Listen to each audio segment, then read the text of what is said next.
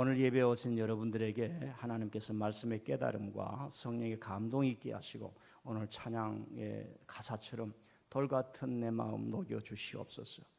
살다 보면 내 마음 내 스스로 할 수 없지 않습니까? 여러 가지 것들이 들어와서 이미 내 마음을 엉겅퀴 같은 그 마음으로 만들어본 세상 문화의 취해가 취하여 있을 텐데 하나님께서 돌 같은 내 마음 곧 녹여 주옵소서. 돌 같은 내 마음 주의 말씀이 은혜되고 깨달아져 주의 사랑이 깨달아져서 녹여 주시옵소서. 간절한 마음이 일어나 말씀의 은혜가 있기를 바랍니다. 어떤 분이 미국에서 공부를 마치고 대학 교수가 되었습니다. 이분은 지리학과 이 자원학에 굉장히 두각을 나타내서 미국 정부로부터 인정을 받아서 알래스카로 파견이 되어서 거기에 조사를 요청하게 되었습니다. 어느 날은 이분이 알래스카에서 사람도 살지 않는 곳까지 들어가서 조사를 하는데 그 멀고 먼 골짜기 도시에 한국 사람이 있는 것을 알게 되었습니다. 그리고 그 사람은 그 동네까지 와서 맥도날드를 운영하면서 맥도날드 가게의 사장님이시라는 것을 알게 되었습니다. 이 교수님은 깊은 생각에 잠기게 되었습니다. 도대체 한국인이 어떤 사람이길래 아니 이 골짜까지 와서 저렇게 생존하면서 성공하면서 살아가는가? 한국인의 심성에는 어떤 DNA가 흐르고 있을까? 이런 생각을 많이 했다고 합니다. 이분은 교회에서 장로로 봉직하면서 사시면서 여러 가지 일을 행하시다가 갑자기 찾아온 암 때문에 어마어마한 고통을 당하셨습니다. 그때 이 장로님은 하나님이 가난한 나라에서 이곳에 혈혈단신으로 와서 오로지 공부하면서 성공하겠다고 왔는데 이제 살만하니 왜 저에게 이런 고통을 주시나이까? 그런 반문과 함께 많은 시간을 하나님과 함께 결투하면서 보내게 됩니다. 그때 이 장로님에게 임하신 하나님의 말씀이 내가 너를 사랑하기 때문이라. 이해가 되십니까? 그 병 중에서 욥처럼 이 장로님은 내가 미국에서 소수민족으로 인정받고 성공하고 잘 살고 겨우 교회에서 장로로 봉직하는 그것으로 만족하는 것이 아니라 하나님의 큰 뜻이 있구나. 이걸 병 중에서 나에게 가르쳐 주시는구나. 내가 너를 사랑하기 때문이라. 그 이후부터 이 장로님은 미국에 온 티네이저들, 한국인들의 선교하는 선교단체를 만들어서 이제 활동했던 그런 이야기. 그래서 우리나라에도 화이미 왜 하나님 저입니까? 라는 간증책도 나왔던 적이 있습니다. 초대교회에서 이 장로님처럼 생각했던 사람이 있습니다. 왜 초대교회의 말씀은 이렇게 들불처럼 확 번져갔을까? 이렇게 빨리 번져갔을까? 이건 100m보다도 더 빠른 속도로 아주 이런 속도로 소아시아의 로마의 심장에까지 하나님의 말씀 기독교의 복음이 전해져 갔을까? 여러분 한 번이라도 그런 생각해 보셨습니까? 내가 믿는 이 복음은 어떻게 온 거야? 어떤 다리를 거쳐서 어떤 과정을 거쳐서 왔을까? 이 질문을 하게 되면 두 가지 공부를 하게 됩니다. 성경에서 하나님의 말씀이 어떻게 번져갔을까 공부하게 되고 한국 기독교의 역사를 공부하는 사람으로 조금 바꿔지지 않겠습니까? 초대교회에 도대체 한국에는 사람에게는 무슨 DNA가 있길래 가보지 않는 땅에 한국 사람이 들어가는가? 이런 부류의 사고를 했던 사람이 누가입니다. 어떻게 하나님의 말씀이 이렇게 빨리 증거되느냐? 그래서 기록했던 것이 누가복음이고 사도행전, 오늘 우리가 읽었던 말씀입니다. 아니 1000년 역사를 가진 유대교는 그곳에 한 곳에 고정되어서 폐쇄되어 가고 성전이란 곳으로 말미암아 사람을 가두고 생각을 가두고 그래서 예수님으로 말미암아 화 있을진저 서기관들이여 화 있을진저 바리새인들이여 화 있을진저 사두개인들이여 많은 지적을 받았는데도 불구하고 박해와 어려움 속에서 있었던 이 기독교는 어떻게 들불처럼 번져갔던가? 이 사고가 누가로 하여금 오늘 우리에게 위대한 유산 누가복음과 사도행전을 기록하고 하나님의 말씀이 무엇했길래, 왜 능력이 있었길래, 왜 사람들이 예수님의 말씀을 들을 때 아이고 살겠다, 아이고 살겠다, 예수님의 말씀을 들을 때 아 저거야, 저거 믿고 내가 살아야지, Your response, 이런 힘을 주었을까 기록했던 겁니다.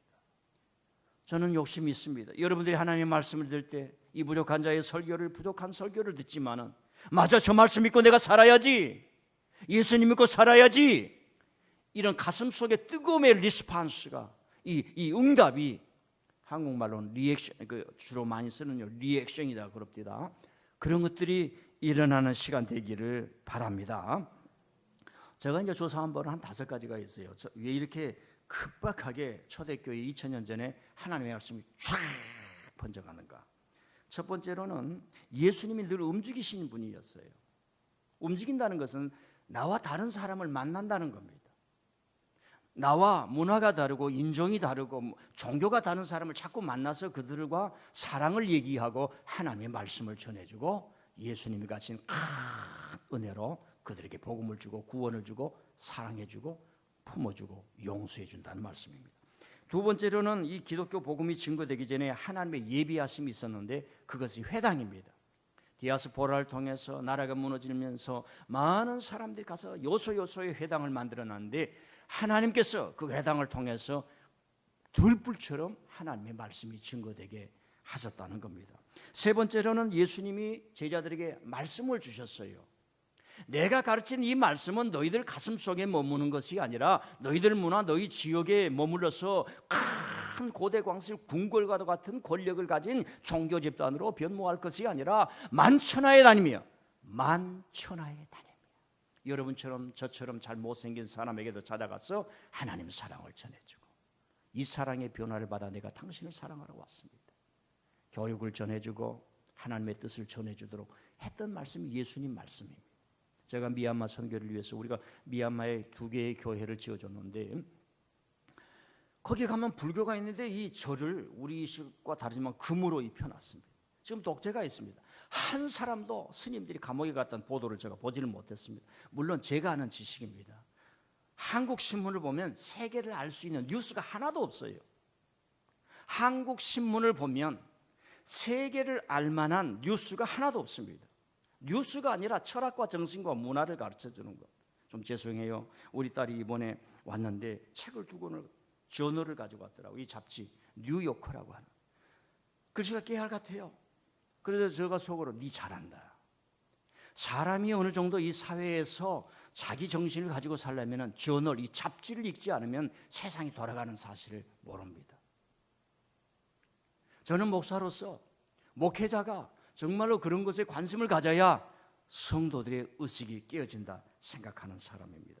그리고 5번째로는 뭐냐면은 해결할 수 없는 박해와 고통의 시기였습니다. 4번째, 기독교가 확 번질 수 있는 것은 도망가고 쫓겨가고 그러면서 문명이 교류되고 세워졌습니다. 여러분, 대한민국의 일제강압시대의 독립운동을 가장 강하게 했던 사람들은 일제시대의 하와이로 도망가고 쫓겨가고 여기서는 못 살겠다 살아보자 하면서 어머니 아버지 인사드리고 하와이에 가서 사탕수 사면서 노예로 살아갔던 사람이 독립운동을 하고 거기에서 박용만 같은 사람들을 만나고 이승만 같은 사람들을 만나서 독립운동에 후원을 했던 겁니다.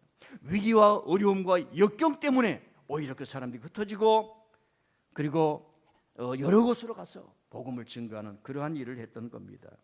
5번째는 간절하게 하나님의 나라 메시아를 기다렸던 사람들이 도처에 있었습니다.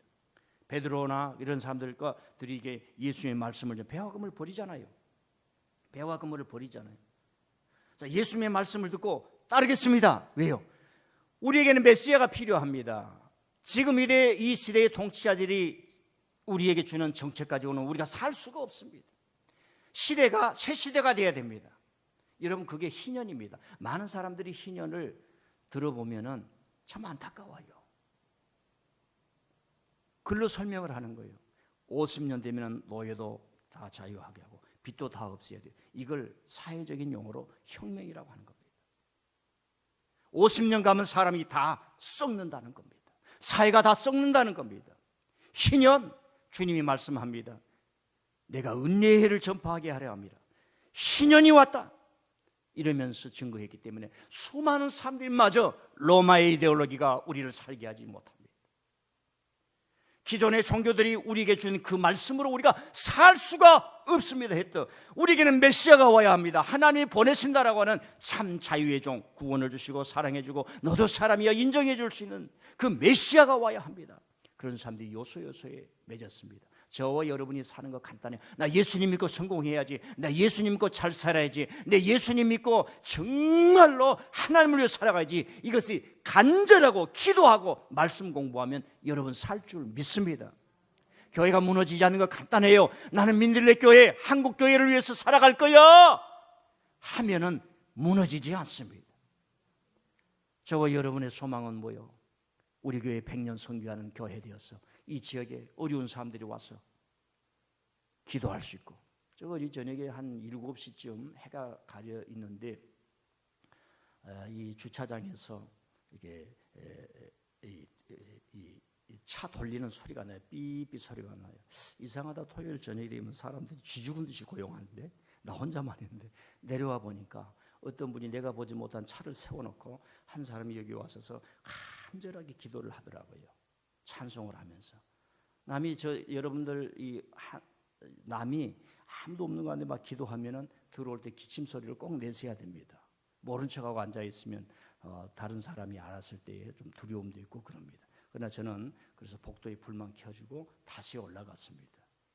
차를 보니까 우리 교회 아닌 것 같아요.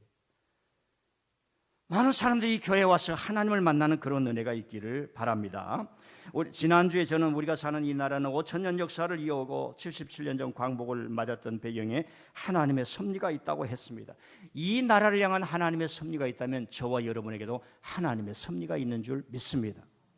제가 오늘 여러분에게 오셨기 때문에 진짜 지식 두 가지를 알려드릴게요. 2000년 동안 나라가 없었던 나라를 세운 나라가 두 나라가 있습니다. 하나는 유대인 이스라엘이고 하나는 그리스란 나라예요. 그리스란 나라가 망한 이후에 2000년 동안 나라가 없다가 아테네가 망하고 그 이후에 지금 그리스가 살아있습니다. 저와 여러분은 지식을 하나만 들었습니다.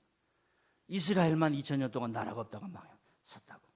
그럼에도 불구하고 저는 대한민국에 사니까 나라가 없어져야 될 이런 형편에서 저와 여러분 이런 자유를 가지고 대한민국의 역사를 논하며 우리 앞섰던 사람들의 그 정신과 가치를 품는 역사적인 사람으로 살아간다는 것은 하나님의 뜻이 있기 때문에, 마을마다 교회가 없는 나라를 만든 것은 하나님의 뜻이 있기 때문에, 섭리가 있기 때문에, 이 섭리가 무엇인가, 이 섭리를 따라가는 것이 오늘 한국 교회가 가야 할 신앙이다. 교회도 성장한 이유는 바로 그 큰 목표에 우리가 어떤 뜻을 모아야 된다 하는 생각이 있다는 겁니다. 그래서 간단하게 말씀드리면, 우리가 이 하나님의 섭리를 따라가고 광복 77년을 맞으면서 해결해야 될 문제 여러 가지 것들을 헤쳐나가기 위해서는 우리가 세계로 나아가서 사람들을 이해하고 그 사람들을 공부하고 그 사람들과 교류하고 사랑을 나누어야 된다는 것입니다. 사실 우리는 상당히 폐쇄적이었는데 이상하게 하나님께서 고난과 역경을 통해서 만 사람을 700만을 디아스포라 전 세계에 살게 했습니다. 고인물은 썩습니다. 여러분, 진시황이 큰 권력을 갖다 보니까 고대로부터 해왔던 만리장성을 쌓으면서 자기 안으로 폐쇄될 때 그 나라는 중국은 무너져 버렸습니다. 얼마 전에 미국 조지 메이슨 대학교 예술대학 교수 크리스털 앤더슨이라는 사람이 있습니다. 이분이 K-팝은 흑인 음악이라는 책을 썼습니다. 우리는 생각할 때, 아니 우리 청년들이 가서 노래를 하는데 그 K-팝의 모든 것들이 흑인 음악에 뿌리를 두고 있다, 이 말이 옳을까? 여러분, 우리 젊은이들이 부른 그 노래들 중에 R&B, 힙합, 로큰롤, 펑크, 재즈, 블루스, 이 모든 것들이 흑인들에게 있습니다. 전 세계를 휘어잡고 있습니다. 사실 댄스라든가 이런 걸 가르치는 사람들이 이제는 다 외국인들이 하고 있습니다. 판매 다 외국인들이 하고 있습니다. 중요한 것은 많은 전문가들이 그래요. 우리가 세계에 나가는데 그 사람들을 배우려고 하지 않는다는 겁니다. 그 문화를 배우려고 하지 않는다는 겁니다. 이해하고 공감하고 그 속에 들어가서, 여러분, 교회 선교도 이제는 바꿔줘야 됩니다. 그곳에 50년, 100년 선교사가 살면서 이웃과 교류하고 살고, 우리는 가자마자 교회를 부흥시키려고 하는데 문화가 다른데 그런 일을 할 수가 있겠습니까? 예. 우리의 사랑을 아름답게 전하기까지 주님은 우리를 기다려 주실 것입니다. 제가 이 강단에 선 힘도 말입니다.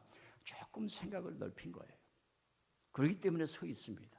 제가 그 얘기를 하나 해드릴게요. 2013년 우리가 중곡동에서 민들레 교회를 창립하지 않았습니까? 정말 기라성 같은 여러분들이 교회 창립에 오셔서 오늘 여기까지 오지 않았습니까? 근데 그 창립할 때 가슴속에 눈물이 없었던 사람들이 없었잖아요.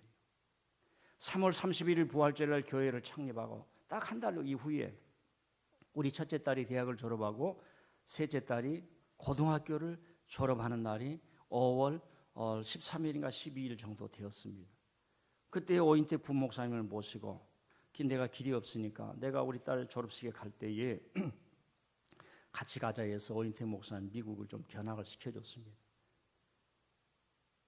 그때에 같이 품었던 그 눈물 고통, 하나님께서 회당을 만들기 위해서 디아스포라 시키며 쫓겨나고 대한민국의 나라는 잃어버렸지만 독립하는 사람, 독립운동하는 사람을 사라지지 않게 만들기 위해서 미국에 살게 하고 만주에 가서 살게 하고 소련에 가서 살게 하고 연해주에 가서 살게 하고 그 고난의 땅에서 살아왔던 사람들이 오늘 역사에 주류지 않습니까? 나라를 위해 살았던 사람, 국가의 세금으로 그의 후손들을 보호해야 된다, 그 정신과 가치를 발굴해야 된다 하지 않았습니까?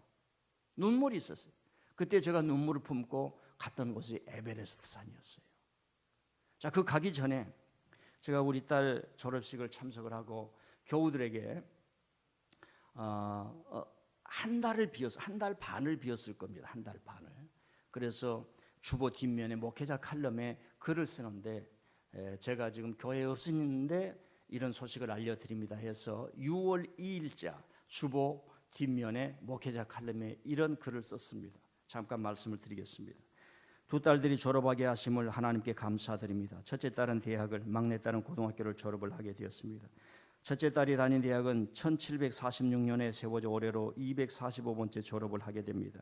이 학교는 오늘날 미국이 생기기 전 영국인들이 아메리카에 와서 정착하며 가장 먼저 했던 것이 학교를 세웠던 겁니다. 그들은 사회의 미래 발전은 학교를 세워 인재를 양성해야만 가능하다는 것을 알았기에 그런 목표를 가졌던 것입니다. 졸업식 전날에는 비가 오고 바람도 불었는데 다행히 졸업식 날에는 좋았습니다. 미국 대학 졸업식은 항상 야외에서 진행되는데 소란하지 않고 실내에서 하는 것처럼 조용했습니다. 신비했습니다. 동문들이 후배들 졸업식에 참석하는 전통이 있는데 입장식은 그야말로 장관이었습니다. 졸업생들과 친지들 약 2만여 명이 참석했다고 합니다. 딸이 다닌 학교는 침례교회의 목사님이 주동이 되어서 세웠던 학교라 졸업식 첫 순서가 설교였습니다. 여자 목사님이 나와서 설교를 했습니다. 다 알아듣지는 못했으나 대학 졸업식 첫 순서가 설교였다는 것과 마지막에 모두 아멘하는 소리에 감동되었습니다. 설교를 이해 못하고 아멘만 해도 감동이 돼요. 별로 아멘이 없으십니다. 설교를 이해 못해도 아멘만 해도 감동이 되는 줄 믿습니다. 전체 졸업식 끝나면 과별로 학과 건물에 가서 졸업장을 받는데 그곳에는 초대장을 받는 사람만 입장하였습니다. 아내와 저와 함께 입장했습니다. 졸업식 후에는 천막 아래서 학과별로 다과를 하며 즐겁게 담수를 하였습니다. 다 끝나고 나니 오후 4시가 되었습니다. 하나님의 소명을 받고 신학교에 입학했던 1982년 그때부터 저는 미국 가서 공부할 수 있도록 하나님 도와달라고 기도했습니다. 10년간 기도하여 빈손든 채 받은 응답으로 첫 딸이 1살 반 아장아장 걸을 때 겨우 말을 배울 때 아내와 함께 미국에 유학을 했었는데 벌써 대학을 졸업하게 되었다는 생각에 감사가 넘쳤지만 딸이 여자로서 어떻게 이 험한 세상을 헤쳐갈까 걱정이 넘쳤습니다. 그리고 저는 지금 이 글을 보내는 동안 에베레스트 정상에 서서 눈물을 흘리고 있습니다. 이런 내용이 주보 6월 2일자 2013년도에 실려 있습니다. 가장 힘들고 어렵고 눈물이 내 앞을 가릴 때 가슴에 품고 에베레스트 산을 올라갔을 때 제가 전에 말씀드렸듯이 하나님을 만났다고 그러지 않습니까? 그 설명은 약하겠습니다. 저기 올라가서 얼마나 눈물을 흘렸는지 그 힘으로 말미암아 저 에베레스트를 혼자서 7일 동안을 걸어 올라가면서 하나님 울부짖을 때 나에게 구름으로 임재해 주신 하나님이시여 나를 지켜주시옵소서. 제 자아를 깨고 세계로 나아가서 뭔가를 보고 그럴 때에 우리에게 힘이 있었다는 말씀입니다. 사랑하는 성도 여러분, 대한민국은 어떻게 가야 할까요? 우리 성도들은, 우리 교회는 어떤 말씀을 가지고 주의 말씀을 실현할 수 있습니까? 간단하게 말씀드립니다. 제 좁은 소견으로 말씀드립니다. 앞으로 남북이 손잡고 서로가 손잡고 가는 목표와 비전을 지녀야 하고, 노동하는 이들을 최고로 인정할 수 있는 사회를 만들어야 합니다. 여러분들이 투표를 할 때 정치인들이 그런 법을 만들겠다고 하는 사람들에게 투표를 할 수 있어야 합니다. 다시 말씀드립니다. 남북이 손잡고 가야 합니다. 그리고 형제와 형제가 서로 손잡고 가야 하는 비전과 목표를 제시하는 목회자, 교회, 정치 지도자, 경제 지도자, 노동하는 이들을 최고로 인정할 수 있는 사회를 만들도록 시민들이 똑똑해져야 한다는 것입니다. 예수님은 가장 연약한 사람들에게 이동하셨습니다. 성전에 머무는 것이 아니라 사람이 있는 곳에 갔습니다. 눈물이 있는 곳에 갔습니다. 아픔이 있는 곳에 갔습니다. 이거 예수님이 우리에게 보여주신 거예요. 그 사람들에게 손을 내밀, 그 손을 내밀다가 주님의 못자국이 있는 것 아니겠습니까? 그 손을 내밀다가 주님이 돌아가신 것 아니겠습니까? 사회는, 잘 사는 사람들은, 권력은, 이념은 잘 사는 사람들에게 찾아간 사람들을 빨갱이라고 했습니다. 좌파라고 했습니다. 아닙니다. 가장 위기에 처한 사람들에게 찾아가는 사람, 그 사람이 예수님의 영을 가지고 있는 사람입니다. 우리가 원로라도 플레이를 할 수 없지만 지도자라면 약한 사람들을 무시하는 힘 있는 사람들을 내려칠 수 있는 칼 같은 정신과 꾸중을 할 수 있어야 합니다. 우리 스스로 있을 때에 더 어려운 일에, 더 선한 일에 참여할 수 있는 사람이 되어야 할 줄 믿습니다. 예수님의 말씀을 믿고 사는 우리들은 어찌하든지 남북 평화를 지지하는 사람들에게 박수를 보내야 합니다. 그러지 않고는 대한민국의 미래는 없습니다. 다 생략하고요. 제가 우리 딸에게 물어봤습니다. 야, 너는 일주일에 몇 시간 일하냐? 제가 놀래버렸습니다. 40시간 일한다는 겁니다. 또 그 다른 딸에게 물어봤어요. 야, 너 1년에 휴가가 얼마야? 무제한이다는 거예요. 그럼 맨날 놀겠네? 그래도 눈치 봐서 적절하게 해야지. 신청하면 회의를 해서 무제한으로 휴가를 준다는 거예요.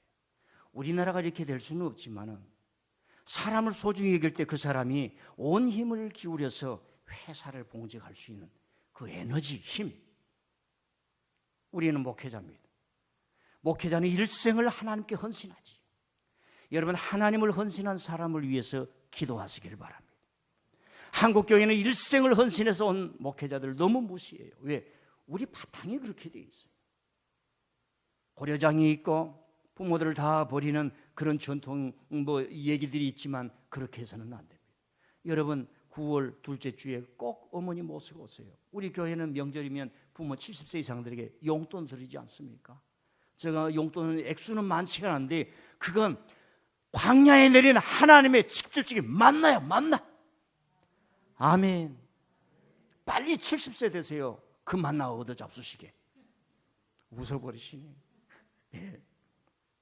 사랑하는 성도 여러분, 일생을 40년 동안 일해도 그 노동 현장에서 죽어가고 OECD 국가 중에서 가장 많은 노동자들이 산업재해로 죽어가는 이 나라인데 그 고통스러운 사람들의, 젊은이들의 그 눈물, 지하철에서 죽고 용광로에서 죽고 실수해서 죽고 하청업체로 죽고 이 피눈물 나는 현장을 정치주들이 하루 체험을 할 수가 없을까요? 그런 사람들이 함부로 법과 원칙에 따라 대하겠다, 엄벌에 처하겠다, 그러는 것은 예수님의 정신과는 어긋난 겁니다. 하나의 이야기를 해드리겠습니다. 지금부터 225년 전 정약용 씨 모르는 사람이 없지요. 1797년에 황해도 수영이 되어서 거기를 가는 길입니다. 가는데 곡산 마을에 가는데 그 경계에 들어서는데 어떤 한 사람이 다 길을 막고 수령의 행차를 막고 종이 한 장을 딱 드리는 거예요. 그래서 정약용이 수령이 그걸 받아들이고 읽기를 시작합니다. 그 사람 누구냐면 그 바로 1년 전에 1000명을 데리고 부패한 관청을 습격했던 이계심이라는 사람이었습니다. 정약용 수령은 묵묵히 글을 다 읽고 나서 이런 얘기를 합니다. 관청이 일을 잘하려면 백성들이 관청을 향해 자기 주장을 당당하게 밝히고 대들어야 한다.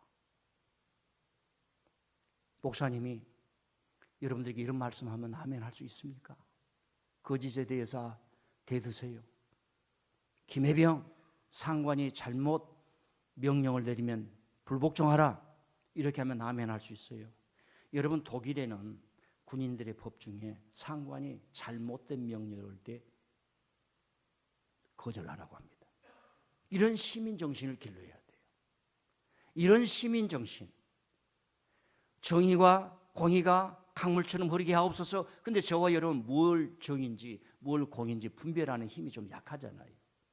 그게 우리의 문제인 겁니다. 자, 그래서 이 정약용 씨가 하는 얘기, 수령이 하는 얘기가 그에게 표창을 하라고 하는 거예요. 밀란을 다스려야 할 관리가 반란자에게 상을 주다니 이게 말이나 됩니까? 그런데 정약용 수령은 한 발 더 나갔습니다.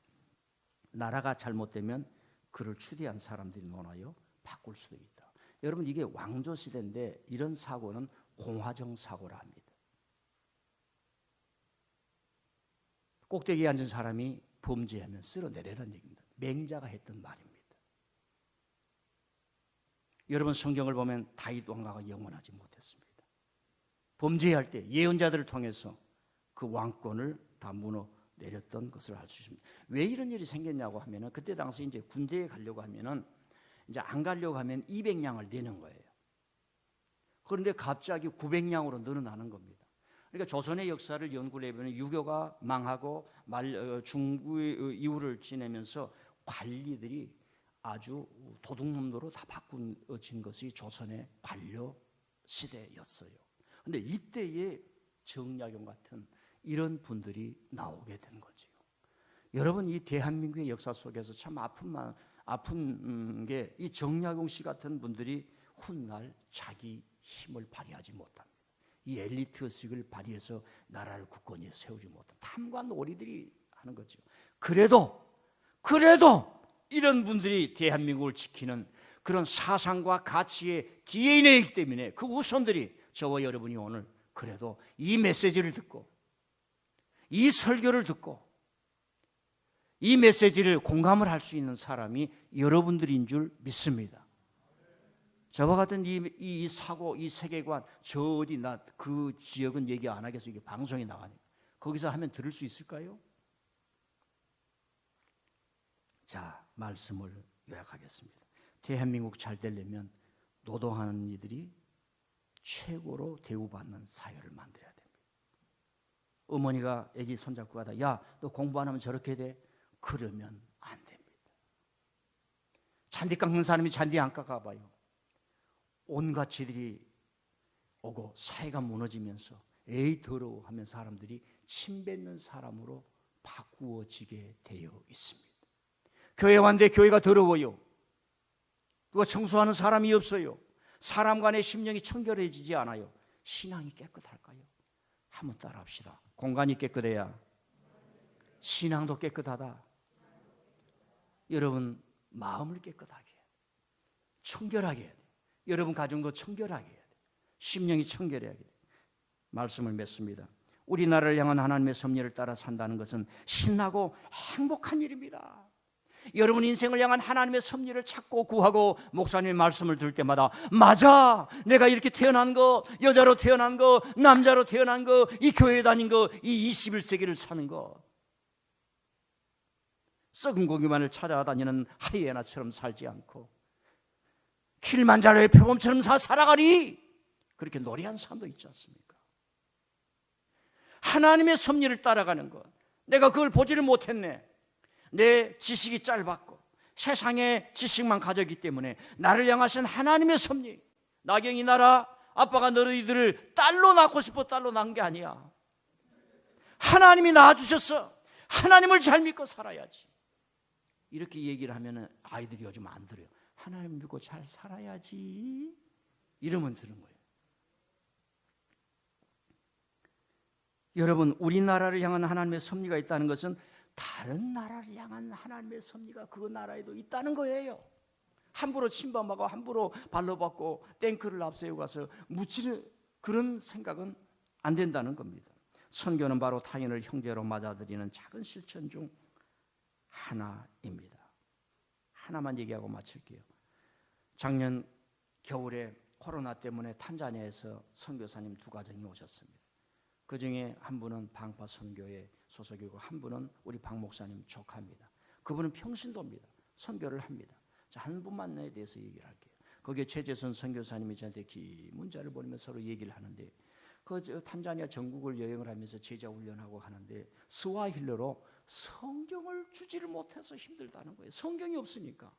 제가 물어봐 성경 한 권에 얼마요? 그러니까 17,000원에서 2만 원이다. 그러면 1,000권 내가 한다고 그러면 하겠어? 아이 좋지요. 그래. 내가 1,000권을 당장 할 수는 없고 이게 연차로 올해 200권, 내년에 300권, 다음에 이렇게 해야겠다. 혼자 생각하고 답은 안 줬습니다. 여러분 선교라고 하는 것은 세계로 나가는 길입니다. 내 자아의 폐쇄를 개방하는 것입니다. 내가 모르는 사람을 만나는 것입니다. 땅 끝까지 이르러 증인이 어떻게 누가는 이 복음이 이렇게 증거되었을까? 이 성령을 받고 하나님의 영을 받고 하나님의 섭리를 따라간다는 이 정신이 가득한 사람이 초대교회에 널려 있어가지고 바울과 누가가 가보기도 전에 교회가 있는 것을 그 사람들은 몸으로 그러면 아 맞아, 하나님을 따라 살아야지.